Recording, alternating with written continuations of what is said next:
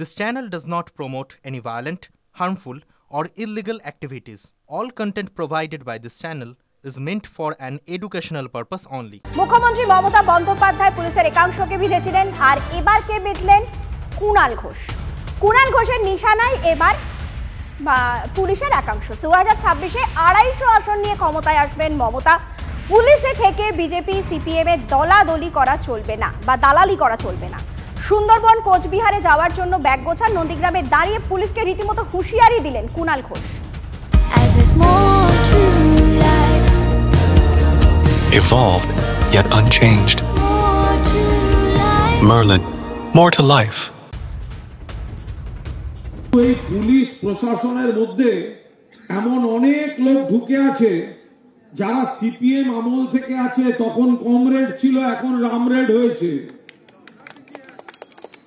এই যে চারপাশে দেখেন, এটা কেন পুলিশ করছে না, ওটা কেন পুলিশ করছে না, খোঁজ নিয়ে দেখুন।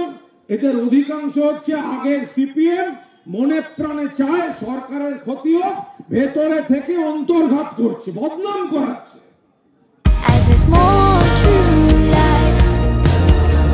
Evolved, yet unchanged. Merlin, more to life.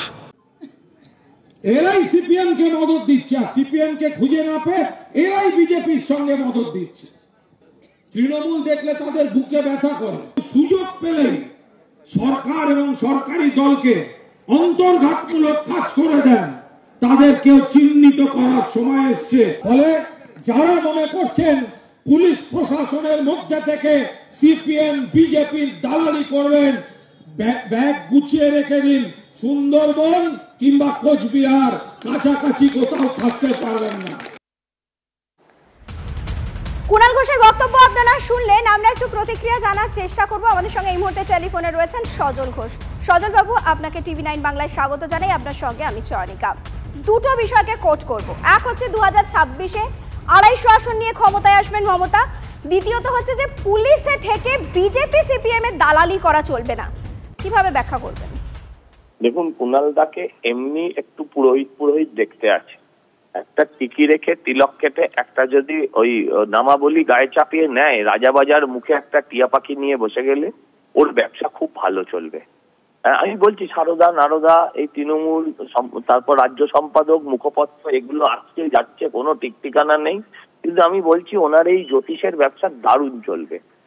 হ্যাঁ, অতএব ওনার এই পাগলের প্রলাপের ওপর কোনো রাজনৈতিক রিয়াকশন হতে পারে না, নাম্বার 1।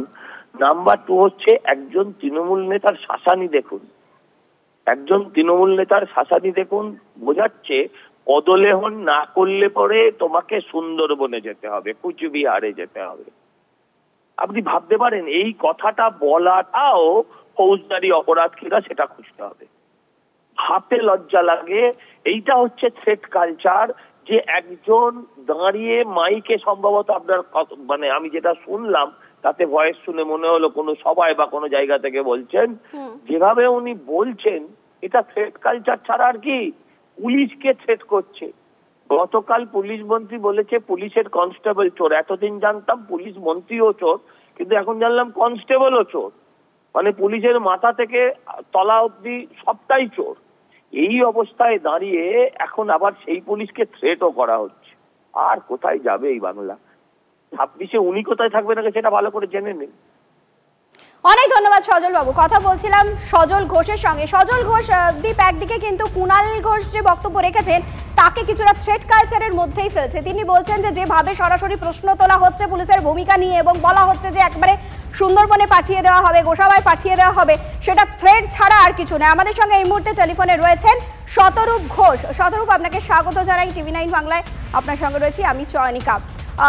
কুণাল ঘোষ তো সরাসরি দাঁড়িয়ে প্রকাশ্য সভায় বলছেন যে পুলিশ যেন আপনাদের দালালি না করে। আপনার প্রতিক্রিয়া? দেখুন, কুণাল ঘোষ একজন অত্যন্ত গুরুত্বপূর্ণ মানুষ পশ্চিমবঙ্গ পুলিশের কাছে। বিশেষ করে উনি গোটা পশ্চিমবঙ্গ পুলিশ সমাজকে প্রিজন ভ্যানে তবলা বাজাতে শিখিয়েছেন, তাই পুলিশরাও ওনাকে খুব ভালোবাসে। ওনার সাথে ওনার পুলিশের কি কথা হবে সেটা ওনার ব্যাপার, আমি সেখানে কি বলি। কিন্তু এইটুকু বলতে পারি, পশ্চিমবাংলার পুলিশ কার দালালি করে তা তো গোটা পশ্চিমবাংলার মানুষ গত 13 বছর ধরে দেখছেন। পশ্চিমবাংলার পুলিশের এমন অবস্থা, কলকাতা পুলিশের কমিশনার গায়ের উর্দি খুলে রেখে মুখ্যমন্ত্রীর বাড়ির পুজোয় খিচুড়ি বিতরণ করে। যত বুথ দখল থেকে শুরু করে খুন সন্ত্রাস বিরোধীদের উপর যা হয়েছে গত 13 বছরে, যত না তৃণমূল করেছে তার থেকে বেশি পুলিশ করেছে। এমনকি বুথ দখল, ভোটের সময় বুথ দখল করে ছাপ্পা ভোট দিয়ে পঞ্চায়েত দখল করা, অন্য দলের জেতা পঞ্চায়েত মেম্বারদেরকে হুমকি দিয়ে দলবদল করিয়ে তৃণমূলে ঢোকানোর কাজটাও এখন তৃণমূল নেতার থেকে বেশি পশ্চিমবঙ্গের পুলিশ করে। এবং সবচেয়ে বড় উদাহরণ হচ্ছে, যখন তৃণমূল মনে করে যে কুণাল ঘোষ বেশি বেড়ে গেছে, এবার ওকে চুপ করাতে হবে, তখন কোনো সিপিএম বা বিজেপির কথায় নয়, তৃণমূল কংগ্রেসের কথায় কুণাল ঘোষকে পুলিশ জেলে ঢোকায়। অতএব এই ধন্যবাদ।